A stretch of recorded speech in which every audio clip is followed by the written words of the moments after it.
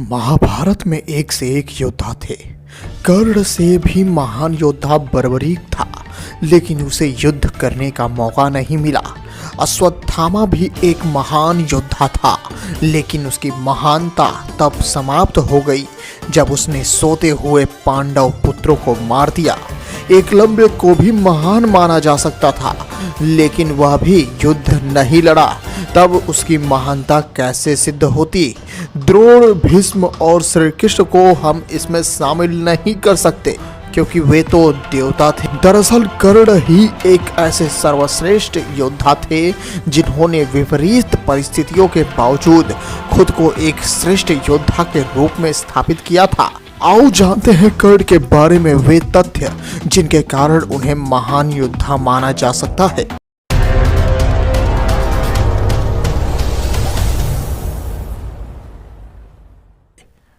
अर्जुन का साथ देने के लिए जगत के स्वामी थे, लेकिन कर्ण का साथ देने के लिए दुर्योधन ही था।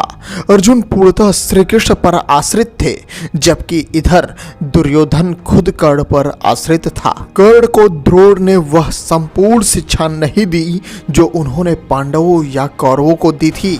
फिर भी कर्ण ने परशुराम से बची हुई शिक्षा छल से हासिल कर ली। यदि कर्ण अर्जुन के बराबर योग्य नहीं होता तो भगवान परशुराम कर्ण को शिक्षा देने के लिए तैयार ही नहीं होते। कर्ण एक सच्चा मित्र होने के साथ साथ ही दानवीर भी था। स्वयं भगवान श्री कृष्ण इस बात की पुष्टि करते हैं कि कर्ण से बड़ा दानवीर कोई नहीं। वो तो स्वर्ण पर्वत देख सकते हो मित्र, और मैं चाहता हूं कि इन स्वर्ण पर्वतों को तुम समान मात्रा में बांटकर इन ग्राम वासियों में दान कर दो।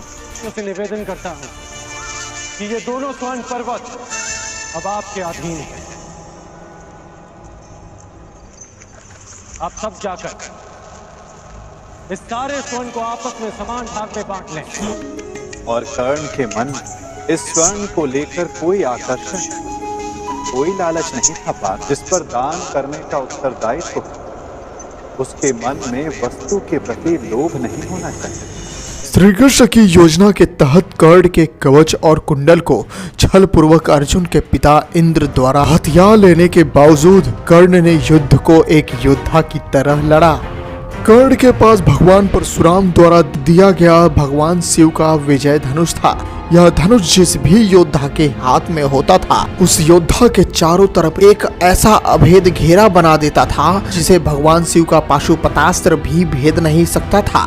कर्ण को महाभारत में तब तक नहीं मारा जा सकता था जब तक कि उसके हाथ में वह धनुष था। महाभारत के एक प्रसंगानुसार जब कर्ण के बाणों के प्रहार से अर्जुन का रथ कुछ इंच पीछे चला जाता है और श्री कृष्ण उसकी प्रशंसा करते हैं, तब अर्जुन कहता है, अद्भुत, अति उत्तम, अति बलशाली प्रहार कर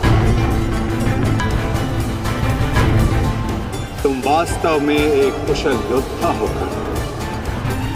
माता, मैंने अपने बाण से कर्ण को युद्ध भूमि से लगभग बाहर ही धकेल दिया, तब तो आपने मेरी प्रशंसा नहीं की।